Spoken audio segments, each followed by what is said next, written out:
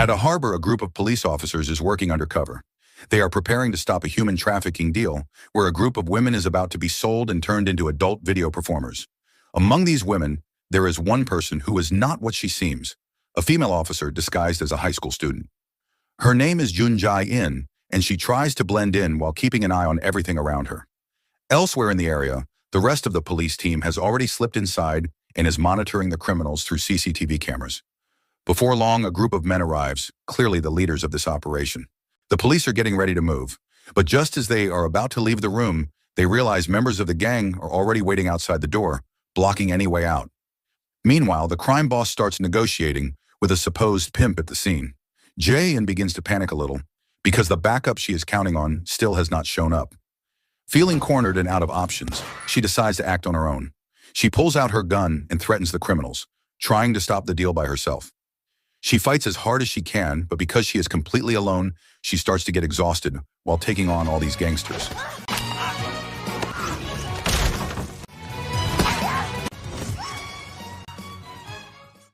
Then something unexpected happens. The pimp suddenly points a gun at the crime boss.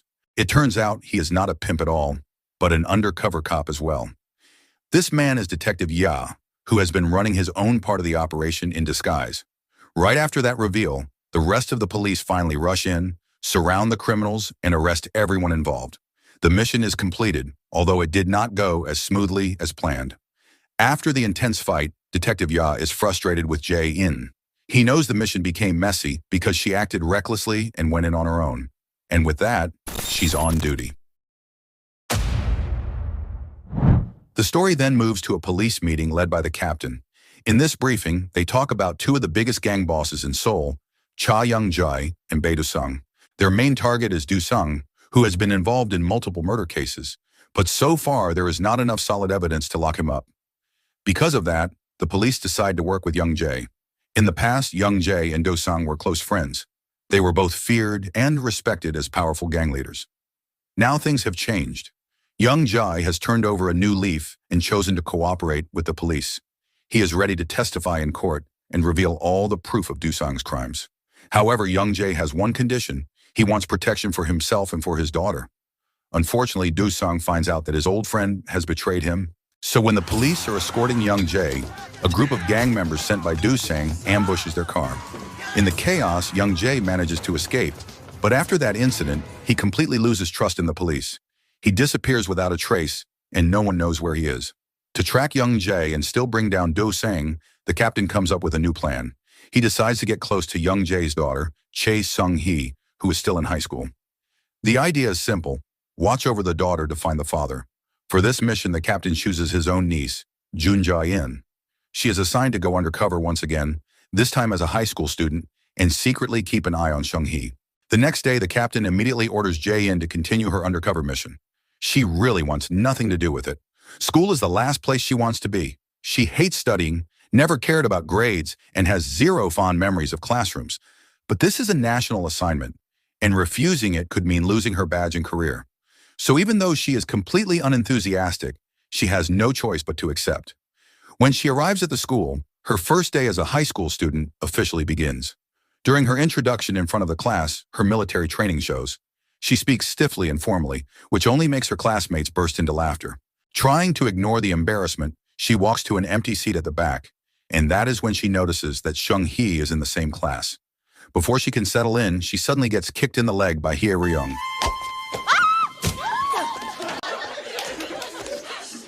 The kick sends Jae-in to the floor while the entire class laughs again.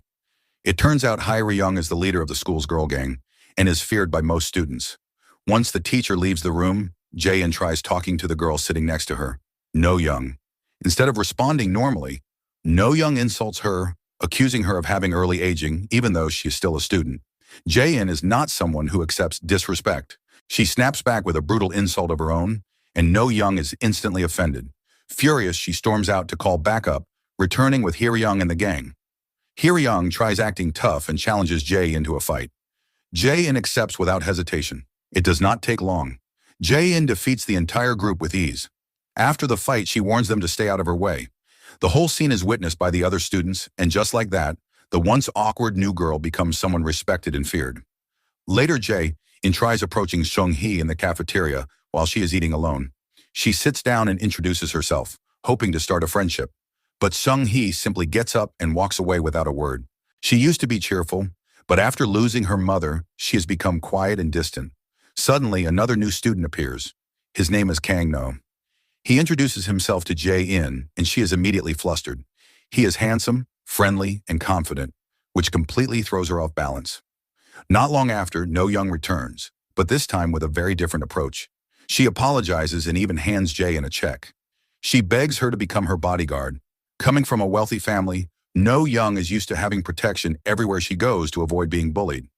In class, Kang-no keeps watching Jae-in, and it clearly affects her. The tough, fearless undercover cop who walked into this school has suddenly started acting softer and a little shy. Ever since meeting him, her attitude has shifted in a way she does not quite understand. After school, Detective Kim drops her off at her apartment. Conveniently, it is located right across from Seung-hee's building, which means she can observe her target anytime she needs to. Before Kim leaves, he hands her a notebook filled with information about Seung-hee to help with the mission. Later that night, Jae-in sits on the balcony, reading through the notes. While she is focused on her task, someone suddenly appears beside her. It is Kang-no, standing on the neighboring balcony. Their rooms are right next to each other. Once again, Jae-in finds herself flustered. The next morning, shocking news spreads. Do-sang is linked to another murder case. Even though he was previously detained, he has now been released due to lack of evidence. While the investigation continues, he is forbidden from leaving the country. But the moment he returns to his hideout, he commits another murder, eliminating someone who was supposed to testify against him. He then orders his men to track down young Jae before the trial begins. Back at school, Seung-hee suddenly receives a phone call. Hae-ryung spots it, snatches the phone, and answers it without permission. The call is from young Jae, Seung-hee's father. Feeling disrespected, Seung-hee reacts instantly and slaps Hae-ryung across the face. Hae-ryung is ready to retaliate, but Kang-no steps in just in time. Moments later, Jae-in arrives to support them. The confrontation dissolves, but it does not end there. Later in the locker area, Jae-in and No-young are talking when Hae-ryung and her gang show up again. This time, she brings extra backup and plans to get revenge. She challenges Jae-in to another fight after school. Jae-in does not back down. Without hesitation and with full confidence, she accepts the challenge. Meanwhile, Seung-hee is alone in the school restroom when someone quietly appears. It is her father, young Jae, who managed to slip into the school without anyone noticing. He urges her to leave the country and continue her studies overseas, hoping to protect her from the danger closing in. But Seung-hee refuses. At the same time, Jae-in learns that young Jae is somewhere on campus and immediately rushes to track him down. She alerts the captain and Kim, who are monitoring the situation, but Kim is too distracted playing mobile games to notice anything on the CCTV feed. With no support and growing frustration, Jae-in decides to chase young Jae on her own. While running through the school grounds, she accidentally crosses paths with Hae-ryung's gang. They try to block her and force a fight, but Jae-in avoids them, jumps a fence, and keeps going. The captain and Kim join the chase by car, but despite everyone's efforts, young Jae disappears again. Jae-in eventually meets up with the captain and admits she lost him. Since direct pursuit is failing, the captain comes up with a new plan. He suggests staging a fake attack so Jae-in can swoop in and save Seung-hee, hoping the moment will earn her trust and build a friendship. Jae-in reluctantly agrees. The next day after school, Jae-in keeps an eye on Seung-hee, waiting for the staged event. But before anything can happen, Hae-ryung and her gang appear again, demanding the duel she promised. Seung-hee is in a hurry and asks for the fight to be postponed, but Hae-ryung refuses. Jae-in has no choice but to end the situation quickly. She defeats the gang again, forcing Hae-ryung to kneel.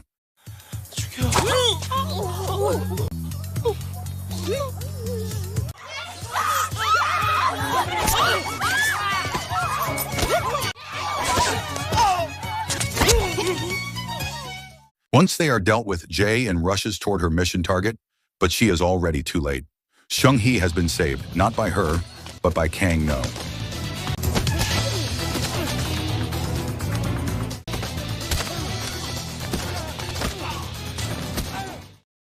The captain's plan collapses before it even begins. Later that night, Jae-in cannot stop thinking about Kang-no and how effortlessly he fought. She realizes she may actually like him, although she knows it is impossible. She is an adult undercover police officer, and he is just a high school student, at least on the surface. Then comes a knock at her door. It is Kang-no. He confesses his feelings and suddenly kisses her.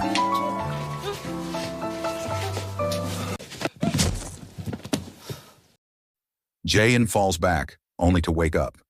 It was all a dream. Moments later, the real Kang No knocks on her door, just like in her dream. But instead of confessing, he simply reminds her she is late for school. When she arrives at class, she is stunned to see a new teacher. That teacher is Detective Ya, the same undercover officer she worked with during the harbor operation. Jae-in is not happy about this. She immediately reports it to the captain and refuses to work with him. But the captain reminds her that this is government duty, not personal preference. She must cooperate with Detective Ya if they want any chance of finding young Jae. Meanwhile, Do-sang grows impatient. His men still have not located young Jae, and the lack of progress frustrates him. He orders them to find him as quickly as possible. Back at school, a misunderstanding begins. No Young spots Jae-in receiving money from an older man, not realizing that the man is actually her uncle. She assumes the worst and confronts Jae-in, believing she has become some kind of paid escort. By the next morning, that rumor has already spread across the entire school. Students avoid Jae-in and treat her differently. Surprisingly, the only person who does not turn away is Seung-hee. She reaches out and offers friendship, believing they both carry heavy personal struggles. For the first time, Jae-in feels accepted, and she finally gains the friendship she has been working toward.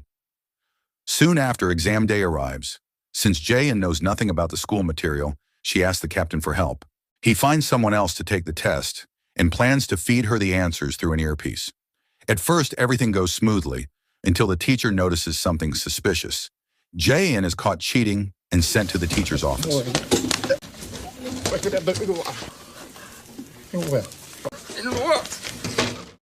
There, she gets scolded nonstop. With no way out, she finally admits the truth. She is a police officer working undercover. Moments later, the captain arrives and confirms her identity.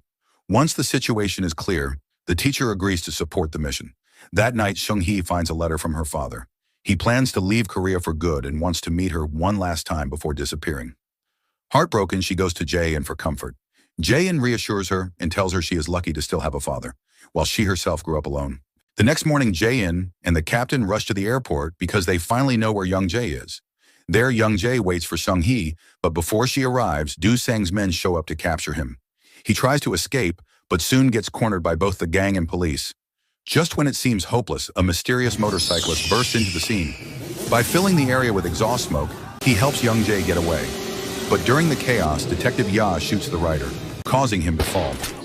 Even injured, he climbs back onto the bike and escapes. Detective Ya prepares to fire again, but Jae-in stops him to avoid hurting an innocent person in the crowd. Later, before heading home, Jae-in spots something near the scene. The fallen rider left behind a wristwatch, and it looks exactly like the one Kang No wears. Once she gets back to the apartment, she confronts Kang No about it. He insists that his watch is still inside and claims he never wore it that day. Jae-in does not fully believe him, so she asks Kim to run a background check. The results reveal the truth. Kang No is not a regular student. He is also undercover, assigned by young Jae himself to secretly protect Seung-hee. The next day at school, Jae-in finally gathers the courage to tell Seung-hee the truth. She apologizes and admits that she is not really a student, but an undercover police officer assigned to protect her. The confession hurts Seung-hee, but after a moment, she agrees to forgive Jae-in on one condition. She must continue protecting her no matter what. That night, things take a drastic turn. Jae-in receives news that the captain has been stabbed.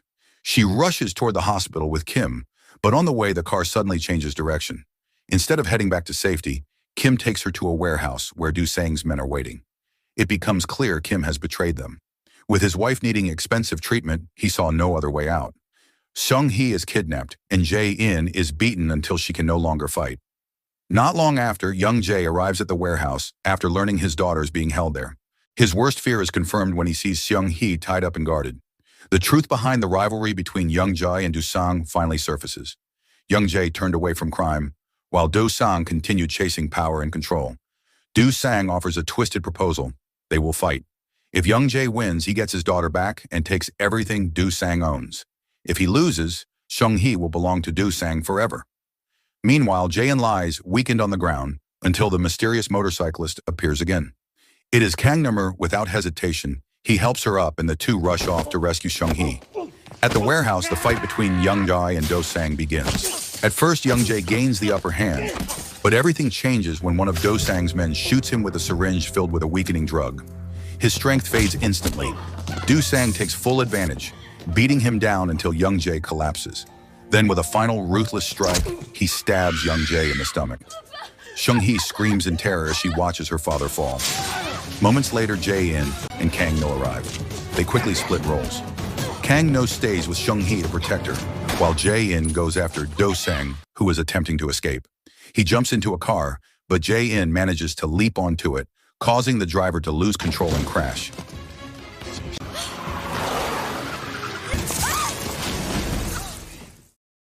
Jae-in seizes the moment and arrests Do-sang. Just as she thinks the nightmare is over, another threat appears. Detective Ya steps out and points a gun at her. He has betrayed the force and chosen to side with Do-sang for money. He even admits that he was the one who stabbed the captain, fed up with taking orders.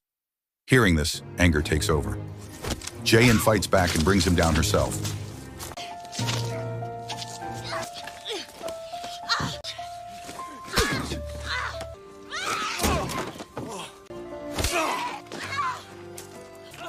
While Jae-in is dealing with the chaos outside, Kang-no is fighting his own battle to protect Seung-hee and her injured father.